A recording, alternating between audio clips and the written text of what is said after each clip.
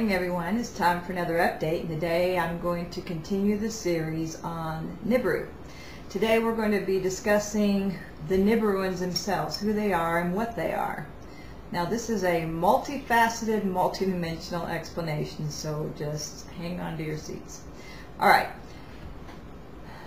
you could break the Nibiruans down into basically 5 categories. I'm going to give you the overview and then we'll go into each one. They're 5th dimensional, 6th dimensional, 9th dimensional, royal bloodline, and member nation. Okay, starting with 5th and 6th dimensional. The Nibiruans are more evolved technologically than we are.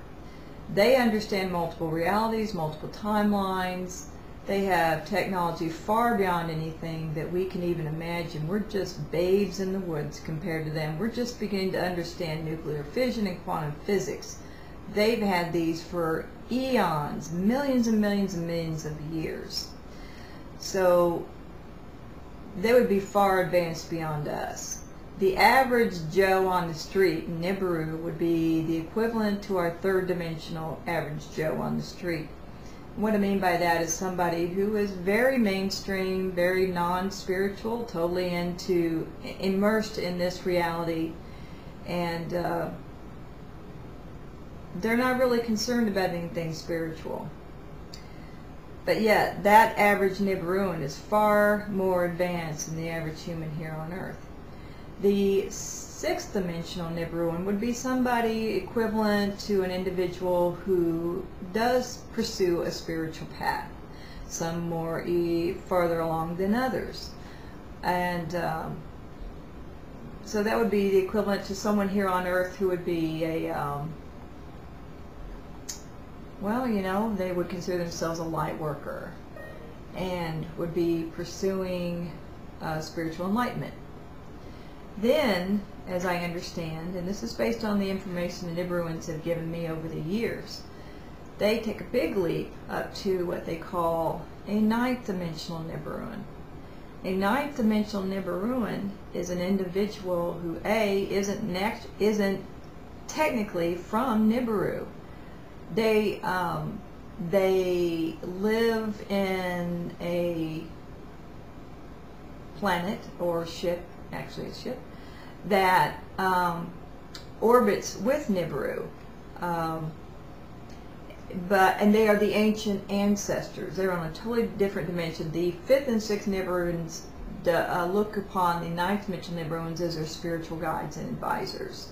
They would be in a non-physical form to the 5th and 6th dimensional Nibiruans, but because of their technology they can communicate with them. So the 9th dimensional Nibiruans are the spiritual advisors or guides. They come from another world in a different constellation, the constellations of Lyra and Alpha Draconi. They would be considered our Nibiruans' great ancestors. These are beings who have been around for a long time. They've seen worlds come and go. They see the bigger picture, and as a result of their experiences, they have learned to achieve the integration of light and dark. They live the consciousness of compassion. You would consider them a Buddha type level of consciousness. They are just very, very experienced. They are time travelers, time healers, time weavers, and they count the current 5th and 6th dimensional Nibiruans as their descendants. And because they work with them as a result of the Nibiruans' efforts in what they call the grand experiment of polarity integration here on Earth, they align themselves and go by the name 9th dimensional Nibiruans. So hopefully that didn't confuse you. Then you have within these levels of consciousness, you have a royal line on Nibiru. that is the ones in charge of Nibiru itself. They govern their own world. And then you have what we call the member nations. Member nations are nations that developed over time, that grew from ambassadors and their families that originally came to Nibiru as part of this effort with a new galactic federation of worlds to create peace and harmony. It would be the equivalent of a UN, and then you have ambassadors and their families move to a particular country, and over time those families develop into nations themselves. And we're talking millions of Earth years. So those ambassadors have developed into member nations that also inhabit the moons and planets that orbit the big red dwarf called Nibiru.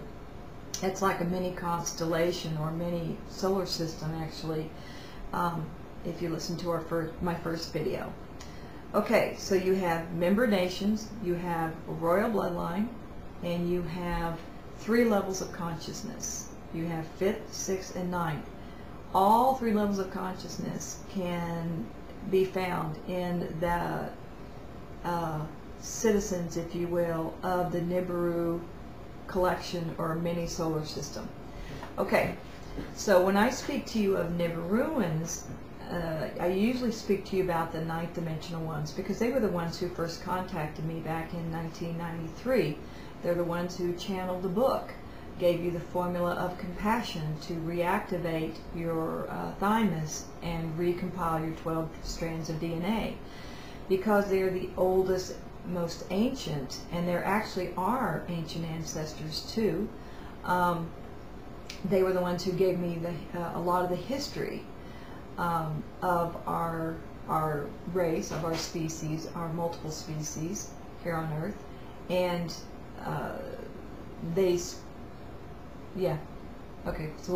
and they helped to help me with the information in The Mission Remembered, which was their 2nd book.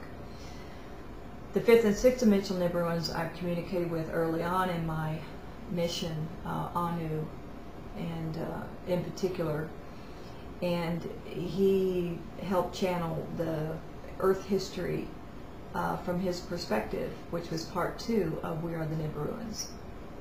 But for the most part, our website is based on information that came from the 9th dimensional Nibiruans, and whenever I channel an article, it will be from them. So hopefully this will help you understand who the Nibiruans are. In the next segment, we're going to be talking about the activities of the 5th and 6th dimensional Nibiruans in our ancient history, and how they became our parent race and their perspective on mining gold and on disconnecting 10 of our 12 strands. So that should be an interesting one. Until next time, I'm Jelaila, and you have a great week.